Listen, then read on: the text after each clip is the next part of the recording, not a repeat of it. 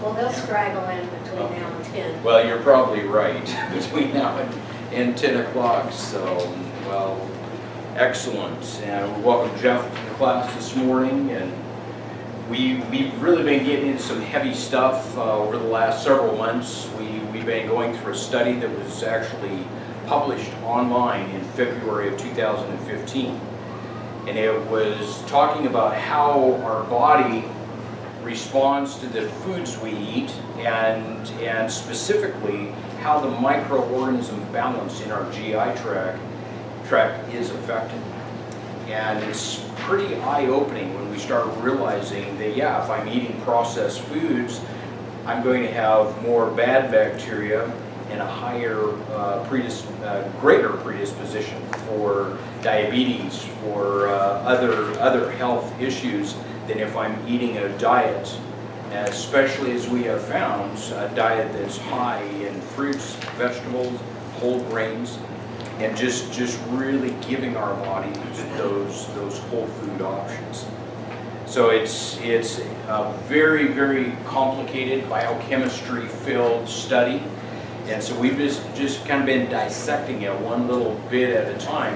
And then periodically I'd like to kind of back up and have a reminder of how this all kind of ties together. And we're going to actually do that a little bit today. So if you'll bear with me, some of you that have been in the class here for a while, I'm going to ask you to bear with me because it's just imperative that we're all able to kind of wrap our mind around this. So the goal, better understand the complexity of our digestive system and how our digestive system is impacted by what we eat or what we don't eat. Effects of the meal schedule, the food choice, and the potential effects on disease processes.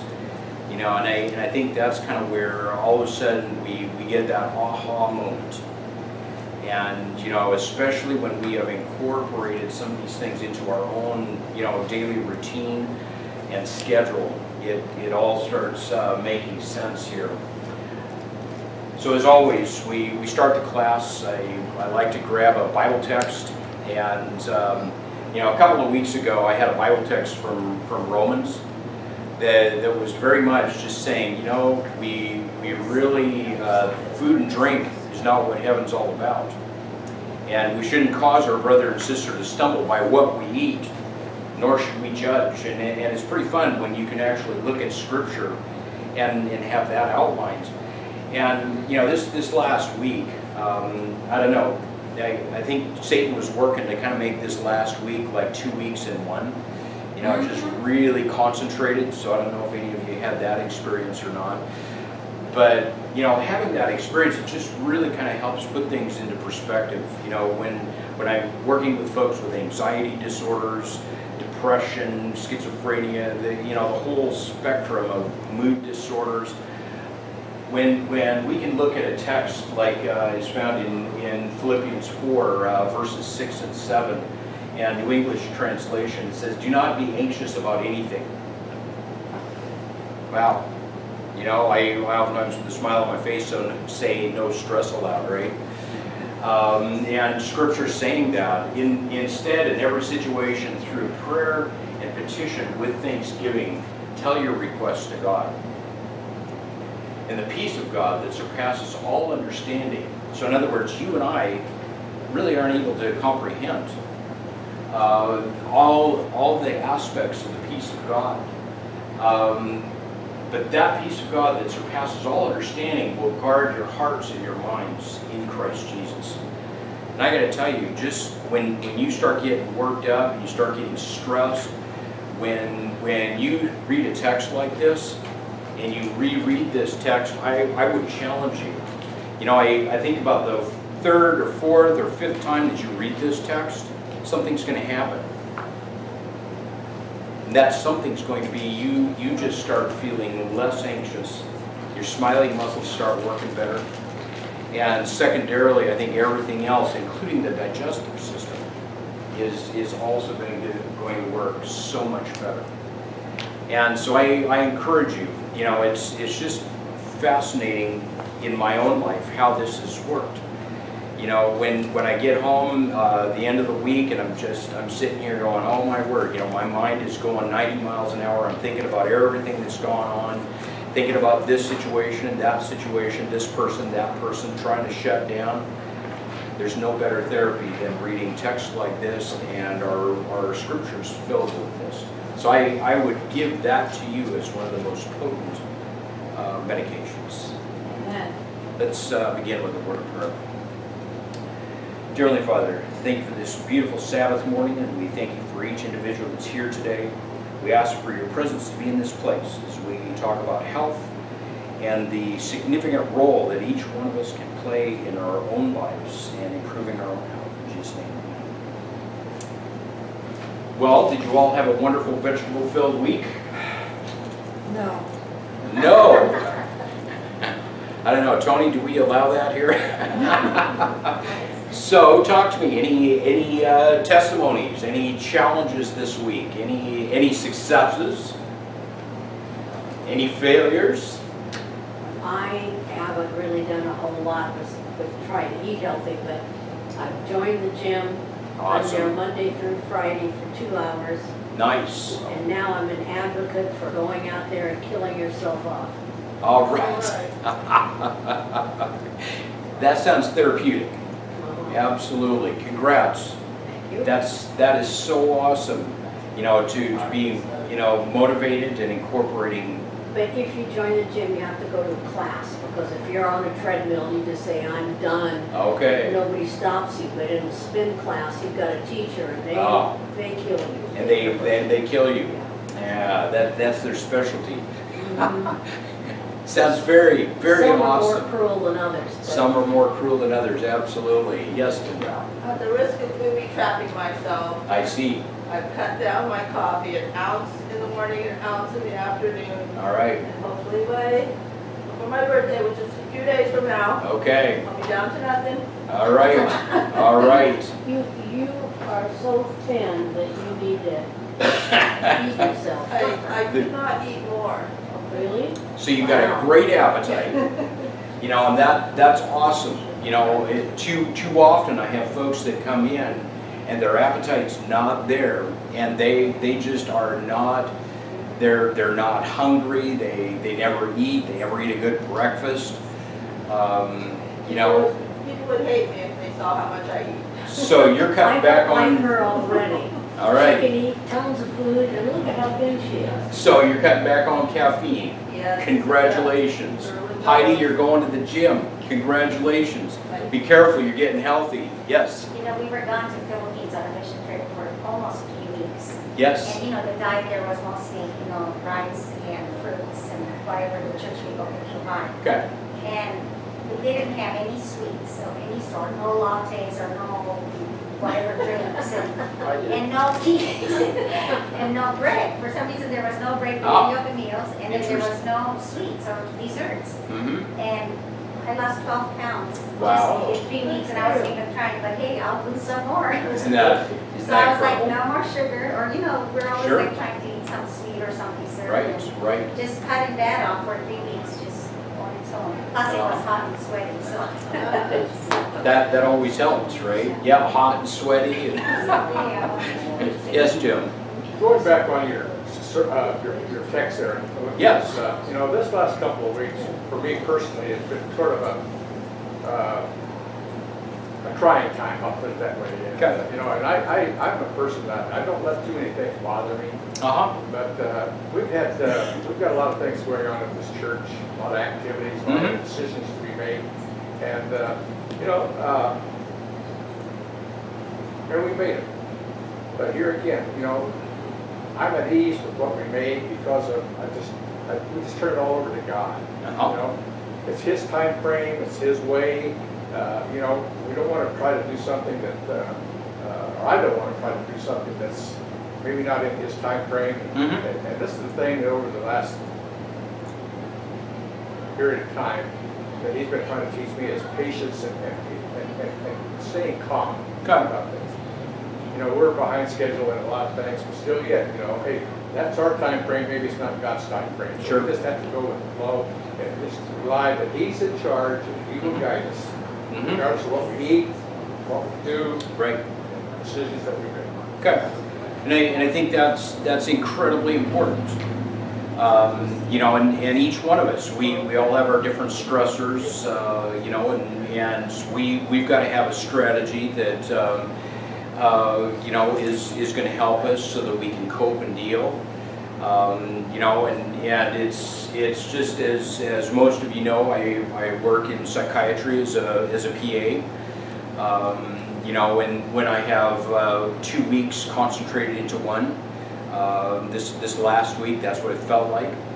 And I walk into the office and I look at my schedule. I look at the piles of encounters on my desk, and I got to tell you, there's a lot of prayers that go up, going, Lord, I'm not sure how I'm going to see 24 patients today. You know, and how am I going to be able to make a difference in every one of them in their lives? And so that I think is you know, definitely, if I was not able to tap into you know, the peace of God and give that stress away, I got to tell you, I'd be a stress case, right? Yes. One more thing on behalf of my sister, you know, she was a med son, and everybody probably knows, you know, we know her depression pills. And she came up here, and then Dr. Anderson, Dr. Louis, you know, got a hold of her. Right. And they have her still on some pills, because she's being adjusted, but they couldn't put her on a regimented program where, you know, her meals were, she wasn't like eating all day long and munching on chips or Coke or whatever it was. Right. And, you know, got her to start praying and reading her, you know, stuff like that. It's just amazing. Within like a 4-week time, she's like a totally new person. Awesome. Totally new person. Awesome. She's just like, just happy and a smile. You know, Yep. muscles are smiling, and Yep. so regimenting her was good. Yes, and I think that is such a critical part. I mean, if we all left this class today and the only thing that we remembered was it's important to have a meal schedule. Yeah. It's important to have an exercise program. It's important to cut down on caffeine. We would all walk out of here, and I got to tell you, this next week our smiling muscles are all going to work better. Yes. Sometime I would like to know what food you can eat where you can get off thyroid medication. I'm tired of that business. Okay. So I'll eat it by the gross if I don't have to take pills. By the gross. Interesting. Yeah. So that definitely some motivation, and we can actually look at some nutritional components that would enhance the actions of thyroid. Again, I think there's some individual you know, variants there that you know, it may not work for everyone. Okay. So thinking about our microbiome, so this I want to set the stage because the last several months we have really been focused on you know, fruits and vegetables and how that all of a sudden boosts the good bacteria, where processed foods boost the bad bacteria. Okay, so basically with that in mind, we're going to take a brief journey back through fiber, fat, blood sugars, and meal schedule, because I think again that's where I want everybody's mind wrapped around this, and I want this to start taking place, because when the light comes on is when we are able to incorporate some pretty incredible and meaningful lifestyle modifications. You know, I have an individual that has gone completely vegan, and they come in and smiling muscles aren't working until we start talking about what's happening on the scale.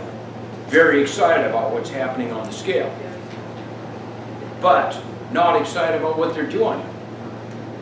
In fact, the food is described as cardboard. Here. Oh, we have somebody that can identify with this. So, I would ask this class a question. So if the food is like cardboard, we are dreading our next meal. Is this going to become meaningful and sustainable? No. Okay. You have to have flavor and diversity in order to eat. That's what stimulates the hunger. Okay, so we eat with our eyes first. Every one of us, we've all heard that, right? Okay, We also eat with our smell too. smell. Whenever you smell stuff that is enticing and Mhm. seasoned well, then your gastric juices start functioning. So you're Okay. ready for a meal. But if Okay. it has no flavor, no good smell to it, Mhm. who wants to eat? Okay, It's like vegan bacon. okay. That is eating styrofoam. Styrofoam. I'm sorry, it Okay. is. Okay. I've been there, done that. Been there, done that. Yeah. Without a smile on your face. Definitely. Okay, so I'm gonna, and that's again what this class is all about, and why we have this recipe of the week. You will find it in the bottom basket if you've not gotten one. And this week, Margot actually found one out of Forks Over Knives. We encourage you to share your own personal recipe. Yes.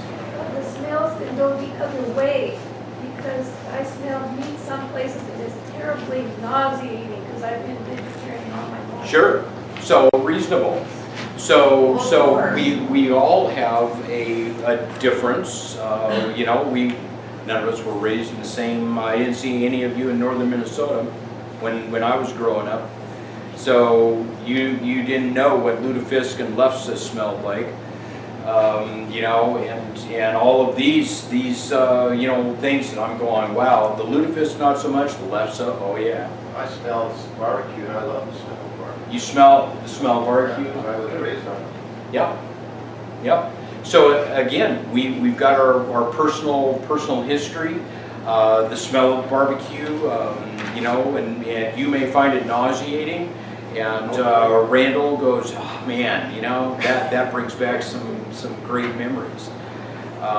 You know, and so it's just important that we are not going through life with a bias of everything that I don't like isn't good for you, you know, either.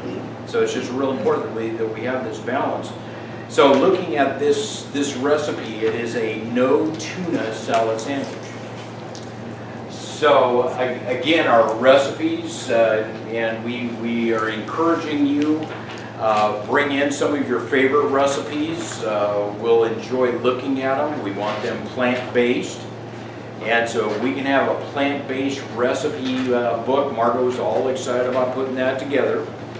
And it'd be kind of fun just to have that in our class, to have recipes that you've tried that you really like. Yes? I have one when we had our diabetes seminar here. Yes.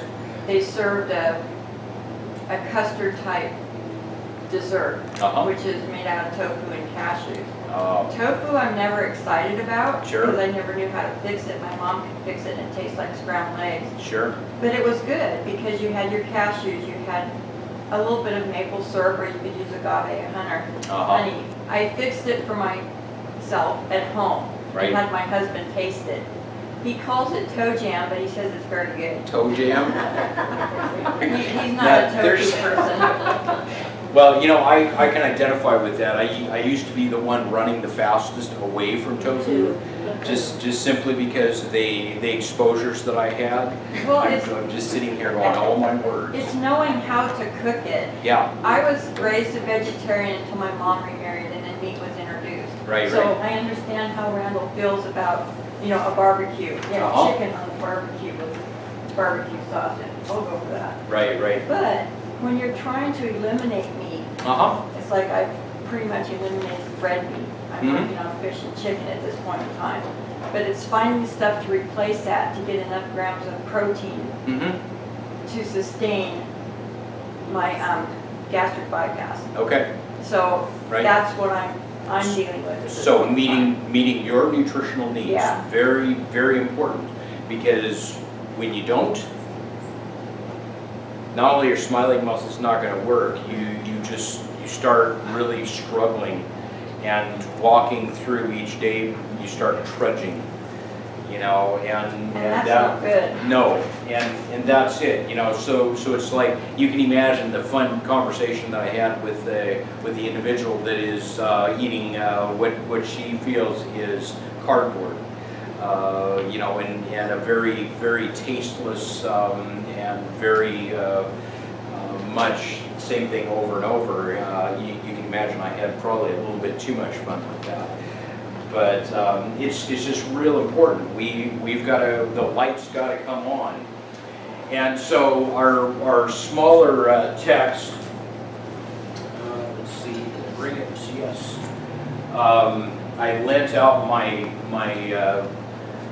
copy that I've been drawing in, and I didn't get it back, and I was pretty excited. I still had one on my shelf.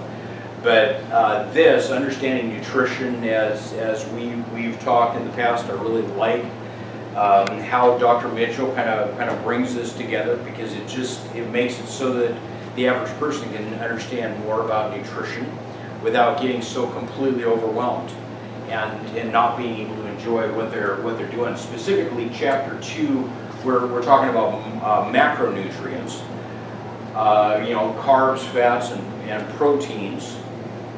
And I wanted to revisit just a little bit. You know, there's a lot of folks that I meet and work with that carbohydrates is still kind of thought to be a bad word. And as we are educating ourselves and maybe training our thought processes, we start realizing that, yeah, the complex carbohydrates are actually really important and should be the primary source of energy for our bodies. They take longer to digest than sugars, and therefore don't push the blood sugars up as quickly. Okay? The fiber content of unrefined starchy foods helps keep and supply the energy steady all day. So we start getting extended release benefit, you know, from the foods that we're eating. Okay, now remember, I've got you all thinking about, okay, how is this impacting the microbiome, that microbial balance of our GI tract. So then I plug in more fiber. It gives me a feeling of fullness and satisfaction. Makes it so that satiety center in my brain gets triggered, and you know, I'm not overeating like maybe I used to. Okay? So just really important. We start setting the stage here. Where there's no fiber, the sugars can enter the bloodstream within minutes. So that's again where we look at the processed foods. So every individual that is diabetic, if they're not paying attention to the processed foods and the sugar content that they're ingesting, we're going to be in trouble. What's the other component that we got to keep an eye on? Sugar, oil, fat. Okay, so we've got two. I'm sorry? The bad fat. Yes, absolutely. So basically, we're talking about a quick rise in blood sugars results in a quick energy boost, a sugar high, and then we are going to see that followed by the crash, right? Mm-hmm. I think I need to go take a nap now, right? No, I had my Snicker bar 30 minutes ago. You know, that type of approach. The high is only temporary because the pancreas reacts with high blood sugar levels by sending out large surge of insulin.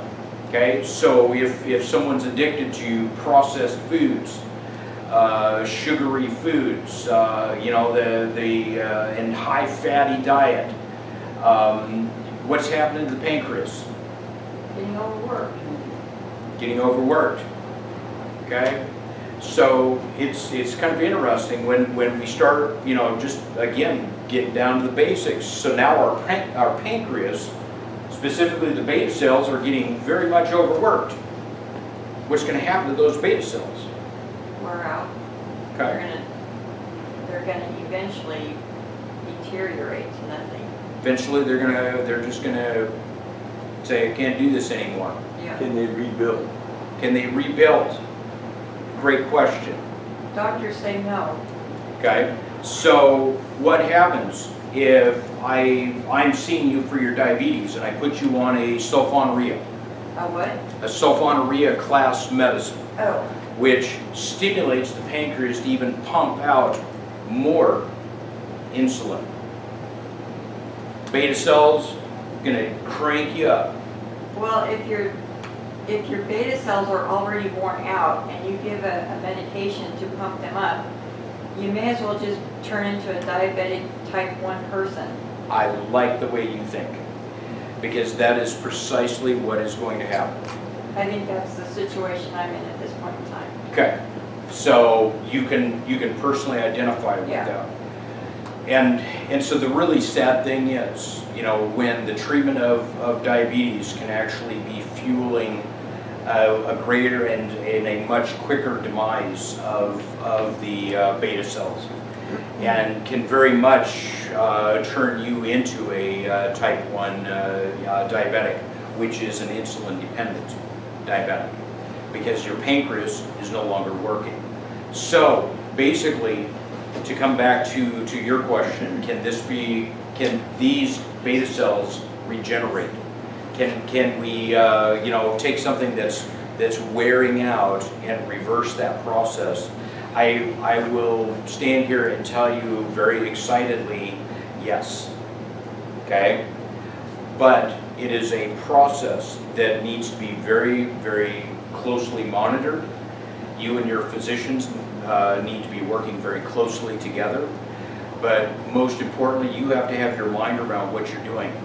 So basically, when we are talking about the benefits of whole foods, again, not only on the impact of our microbial balance in our GI tract, but now looking at another component of how is this whole food going to impact my blood sugars. So if I take a diabetic and we start eating more whole foods, we start eating and eliminate the caffeine, the processed foods, we start going to the gym, what's going to happen to the need of a sulfonylurea? You're not going to need one. Not going to need one. So I can take that Amaryl or glipizide or whatever sulfonylurea class medicine you are on, and I can start reducing, and we can start saying goodbye to that. Now, from the beta cell perspective, what am I doing to the beta cell? The pancreas. Am I magically healing it? Probably not. Am I reducing the stress on it? Reducing the stress. All right, now, you see how this starts all fitting together? It's like a 7-year program. How about if I told you, if I took I just roughly estimate, between 100 and 200 individuals with diabetes that I've been privileged to work with over the years, and those are the folks that have pretty much reversed the disease process. Okay, I will tell you, when I have an individual start eating a plant-based diet or incorporating more plant-based foods into their diet, start getting them on a structured meal schedule, I don't even wait a week at the initial visit. I tell them, when you start making these changes, I need you monitoring your blood sugars very closely, because even in 1 week, you are going to notice a dramatic change. And this is plan B of which medicines I want you to reduce first. It does not take 7 months. I would say 7 days would be a better estimate. I was thinking 7 years. Okay, so I like it. Completely regenerate. So now I can grab your 7 years, shake it around, and end up with 7 days, and we're sitting here going, whoa, wait a minute. So now we're reducing the stress on those pancreatic beta cells. I'm no longer needing to prescribe you a sulfonylurea. And now you're not eating a bunch of sugary processed foods, fatty foods that are triggering the pancreas to be overactive. All of a sudden what happens, we start seeing a normalization of blood sugars. And I got to tell you, there is nothing more exciting for me. When I had a gentleman referred to my specialty clinic at Feather River Hospital, his A1C, hemoglobin A1C, gives us a 3-month average. Normal is under 6. His was 13. That's why he had ended up at the emergency room in a coma, because his blood sugars were so high. No, I was still walking around. Okay, so that gentleman was sent down to the specialty clinic. We started working with him. So here we have an A1C of 13. Okay, normal should be under 6. So in other words, his body's used to blood sugars well in excess of 400. Okay, fasting blood sugars well over 400. What did you eat that would make your blood sugar that high? So there was literally no concept of fruit, fibers, the understanding. He loved bread, white squishy bread. Ew. Okay? And so as we started building and putting together a daily routine, I had him teamed up with my diabetic educator and dietitian, and seeing a counselor, working through all these different aspects. I got to tell you, within 3 months, his fasting blood sugars were under 120. Smiling muscles were working better.